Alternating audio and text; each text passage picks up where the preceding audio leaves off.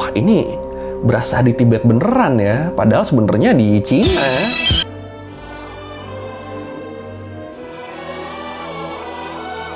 Ya lumayan kan kalau beneran ketemu kan, bisa awet muda banget loh kita loh.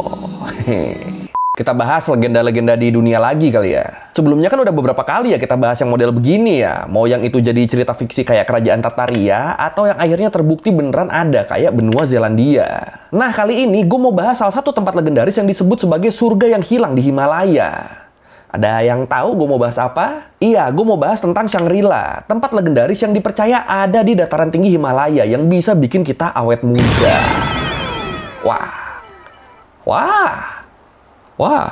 Tapi emang dari mana sih asal-usul Shangri-La ini? Dan apa bener bisa bikin kita awet muda? Atau cuma fiksi doang nih? Apa cuma halu doang nih? Ya udah kalau gitu, ayo langsung aja kita bahas legenda Shangri-La, surga misterius di pegunungan Himalaya yang katanya bisa bikin orang awet muda.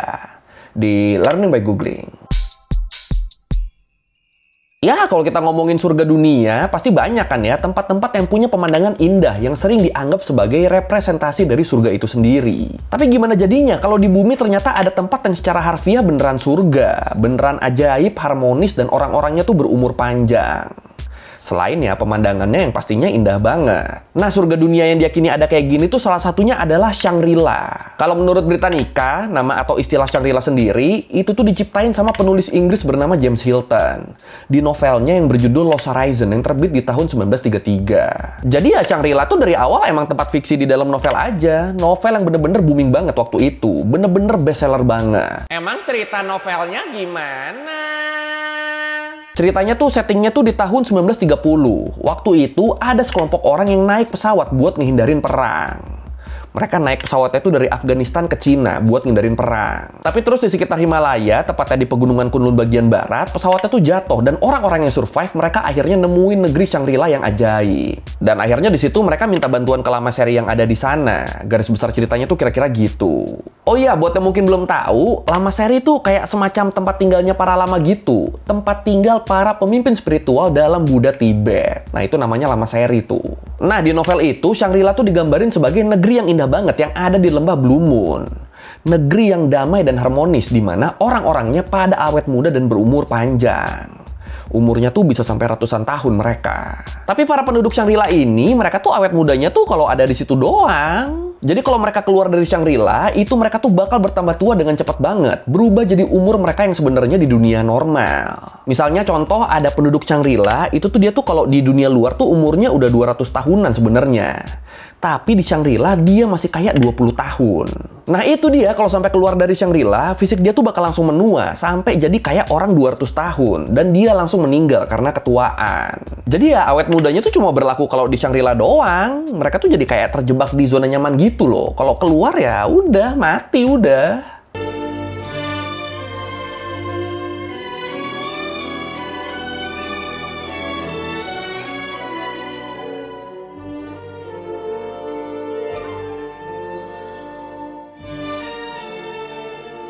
Nah, tapi walaupun Shangri-La tuh cuma karangannya Hilton doang, tapi banyak yang yakin kalau di dunia nyata sebenarnya Shangri-La tuh beneran ada, beneran nyata dia. Apalagi kalau menurut PBS, di masa novel itu rilis, orang Eropa tuh kan emang banyak yang nggak tahu tentang Tibet kan. Soalnya waktu itu Tibet tuh masih misterius.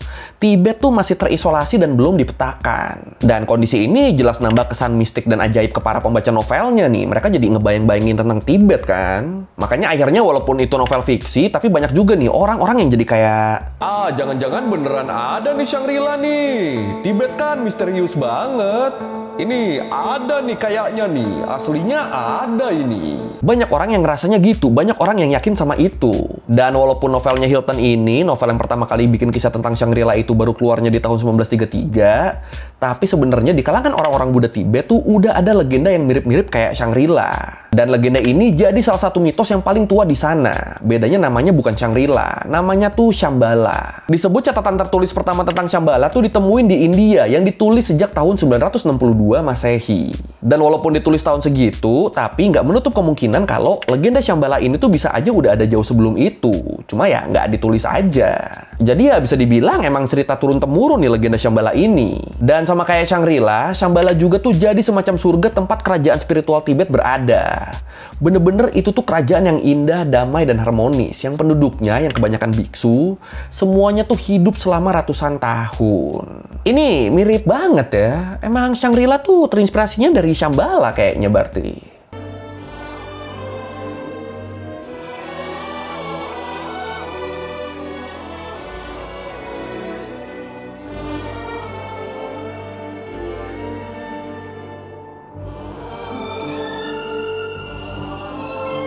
Dan kalau buat Shambhala, ini legendanya nih ada ceritanya nih. Jadi kalau menurut historik misteris, raja pertama Shambhala, Raja Suchandra, disebut dia tuh udah ketemu sama Sang Buddha dan dapat ilmu tentang Kala Cakra, ilmu tentang roda waktu buat perlindungan dari segala bentuk kekacauan. Nah, setelah dia dapat ilmu Kala Cakra ini, di ceritanya, di mitosnya disebut kalau Raja Suchandra tuh nunggu kejahatan dan kekerasan di dunia nyampe puncaknya dulu.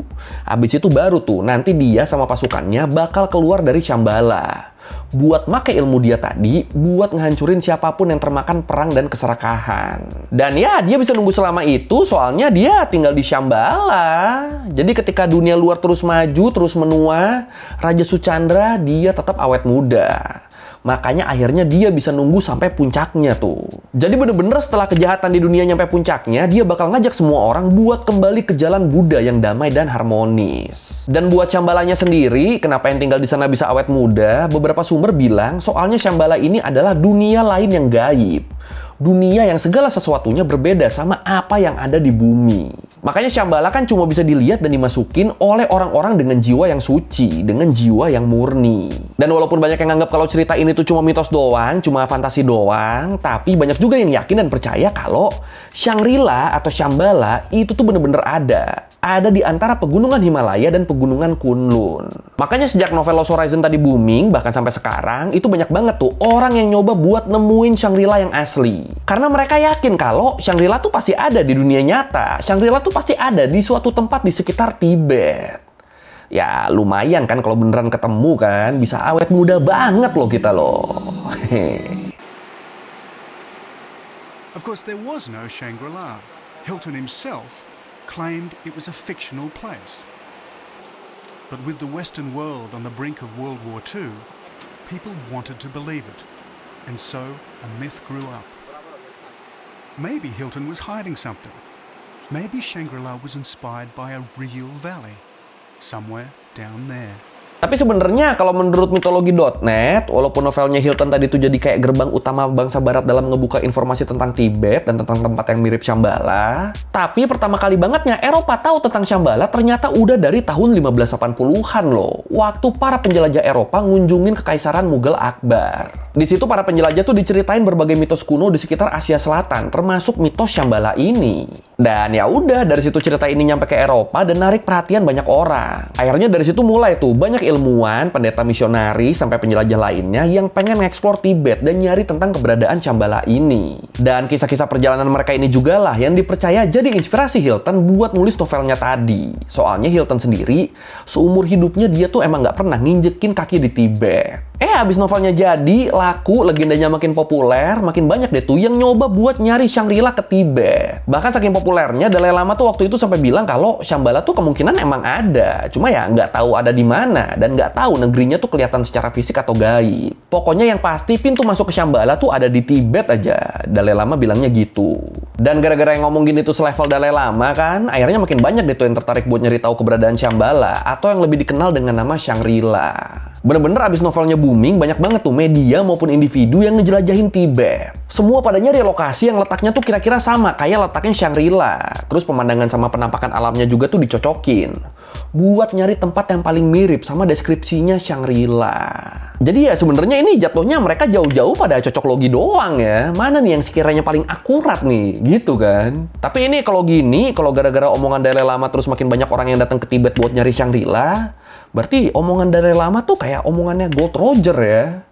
Dia ngomong langsung tuh, semua orang dateng kan, semua orang nyari One Piece di mana. Nah, dari lama juga gitu kan. Dan akhirnya ada beberapa tempat yang dianggap sebagai Shangri-La dunia nyata, atau seenggaknya ya mirip lah dari beberapa aspek. Dan dari sekian banyak lokasi-lokasi yang dicurigai sebagai Shangri-La dunia nyata, ada 2 tempat yang paling terkenal nih. Yang pertama, Lembah Hunza di Pakistan, yang sebenarnya udah pernah kita bahas di video yang ini. Tapi nggak apa-apa lah, gue bahas dikit nih di sini nih. Jadi kalau menurut outside, selain cewek-ceweknya yang cakep banget, orang-orang Hunza juga tuh umurnya tuh pada panjang-panjang, bahkan sampai dikenal sebagai Kingdom of Longevity, kerajaan umur panjang. Dan Lembah Hunza ini tuh tempat yang nyata ya, beneran ada ini. Disebut kalau orang-orang Hunza tuh banyak banget yang hidup lebih dari 100 tahun. Mereka udah tua tapi badannya masih sehat-sehat, masih pada kuat banget. Dan dipercaya rahasia umur panjang mereka adalah air ajaib yang bisa bikin sehat dan awet muda. Walaupun kalau menurut Liv, kalaupun airnya emang menyehatkan, itu tuh bukan karena ajaib atau apa ya, enggak.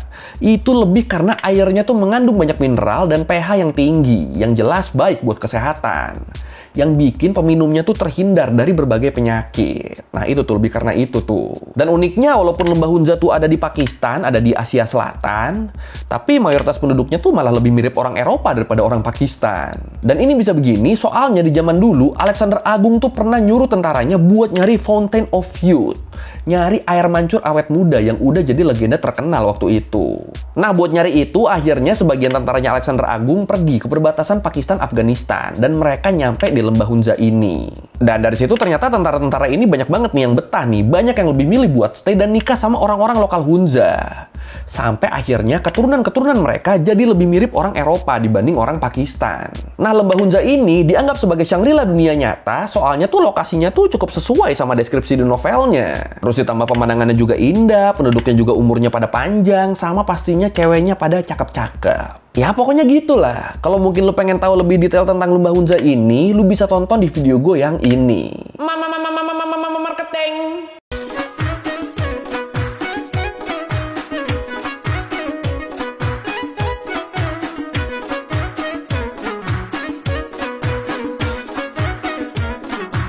Terus selain Lembah Hunza, lokasi lain yang dikenal sebagai Shangri-La dunia nyata juga tuh ada di Cina. Tepatnya di provinsi Yunnan, di kota yang namanya Shangri-La City. Iya, jadi kalau menurut mitologi.net, sekitar tahun 420-265 sebelum Masehi di dinasti Qin, ada penyair Cina yang nyebutin tentang tempat yang mirip sama Shangri-La. Di syairnya, dia nyeritain kalau ada seorang nelayan yang nggak sengaja nemuin tempat yang terpencil dan subur. Yang pintu masuknya tuh kayak semacam gua misterius gitu. Nah, si nelayan masuk situ, nemu satu desa, dan di desa itu penduduknya tuh pada baik-baik semua, dan bahkan ngajak si nelayan buat tinggal di sana. Nah, di sini banyak yang nganggep syair ini sebagai penggambaran paling awal tentang tempat yang mirip Shangri-La. Apalagi lokasi legenda ini juga ada di pegunungan Kunlun kan, tepatnya di Chongtian, di prefektur otonomi Tibet Ticing, di provinsi Yunnan.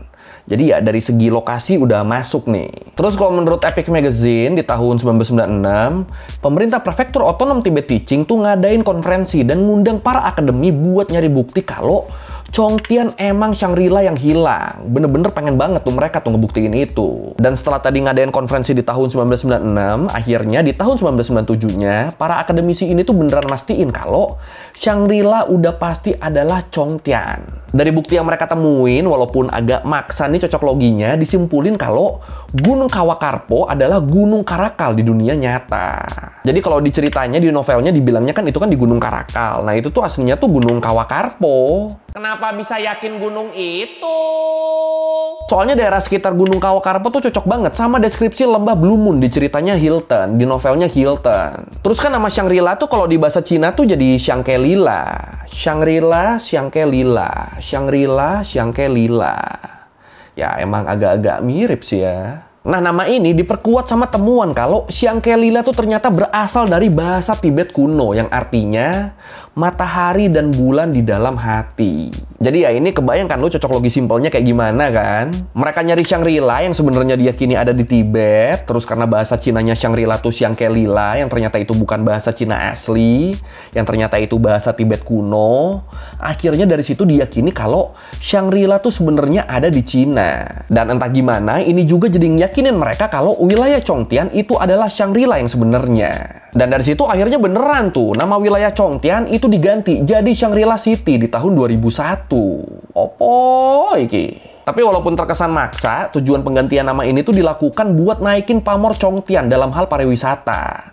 Biar makin banyak yang berkunjung karena penasaran, pengen ngelihat Shangri-La yang asli. Jadi ya kalau dari sudut pandang marketing, ini tuh bisa dibilang langkah yang bagus lah. Walaupun ya based on sejarah yang sedikit maksa.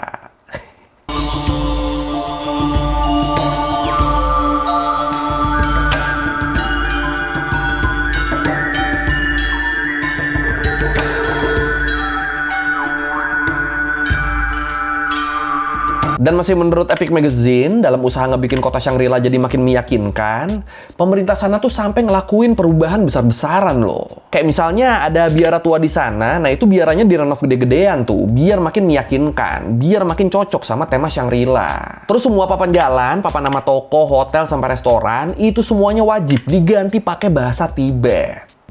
Walaupun ya kadang-kadang translate ke bahasa Tibetnya itu masih salah tuh, masih nggak nyambung gitu. Tapi ya bodo amat, yang penting pakai bahasa Tibet kan. Biar kelihatan ini Shangri-La asli nih. Terus di jalan-jalan utama, di lapangan, sama di bangunan-bangunan publik kayak museum atau perpustakaan gitu, itu semua juga direnovasi dan dibangun ulang buat ngasih unsur-unsur arsitektur Tibet. Iya pokoknya intinya kotanya tuh dirombak total buat ngasih suasana ala Tibet. Sambil pastinya nonjolin unsur agama Buddha juga, biar jadi Tibet banget. Dan hal ini walaupun agak maksa, tapi bisa dibilang ini tuh efeknya positif loh, terutama buat orang-orang Tibet. Kenapa positif? Soalnya orang-orang Tibet asli kan jadi punya peluang bisnis di sini. Mereka jadi punya kesempatan buat ngebuka toko atau restoran di wilayah Shangri-La-Shangri-Laan ini. Dan orang-orang Tibet di sana juga, mereka tuh jadi pada ngebantu ngebenerin ejaan-ejaan bahasa Tibet yang salah tulis atau salah translate tadi. Jadi ya sebenarnya mutualisme ini ya, sama-sama menguntungkan ini, sama-sama diuntungkan. Terus selain itu Shangri-La City juga tuh rutin ngadain festival seni yang ngundang orang-orang Tibet asli buat ngenalin budaya dan tari-tarian mereka ke dunia luar. Jadinya ya berkat ini ada tuh komunitas orang-orang Tibet asli yang ngebuka usaha dan hiburan di Shangri-La City tuh ada. Jadinya kotanya bisa hidup. Kebayang kan karena ada orang-orang Tibet aslinya, akhirnya mereka bisa ngemas kota itu beneran kayak, wah ini berasa di Tibet beneran ya, padahal sebenarnya di Cina.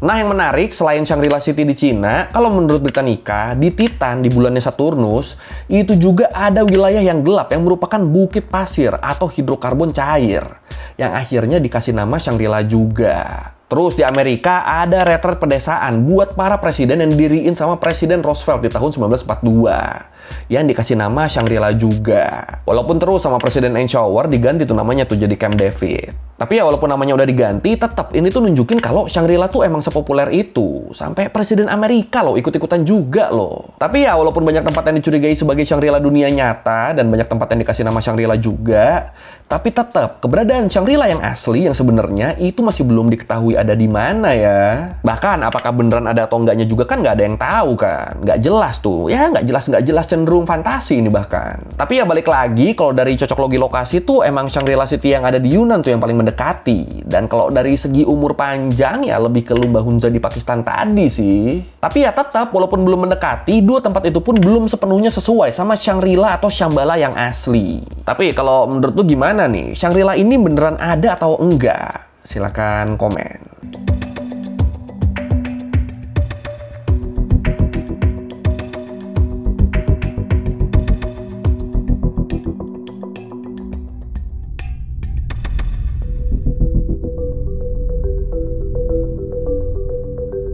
Oke, sekian Learning by Going kali ini tentang Shangri-La. Lokasi yang katanya bikin penduduknya tuh awet muda. Ya, kalau gue sih sejujurnya ragu sih kalau tempat gini beneran ada ya. Cuma ya, gue nggak tahu kalau lu gimana kan. Ingat ya tadi ya, boleh komen ya. Ya, kalau lu mungkin mau revisi kali gue udah salah, atau lu mau nanya, atau lu nambahin di video, bisa tulis di komen, kita diskusi kayak biasa. Sekali lagi, thank you, nonton, jangan lupa like, comment, subscribe. Bye. Kali-kali diriku kau hujat, padahal ini semua kodrat. Ku melawan bukan berarti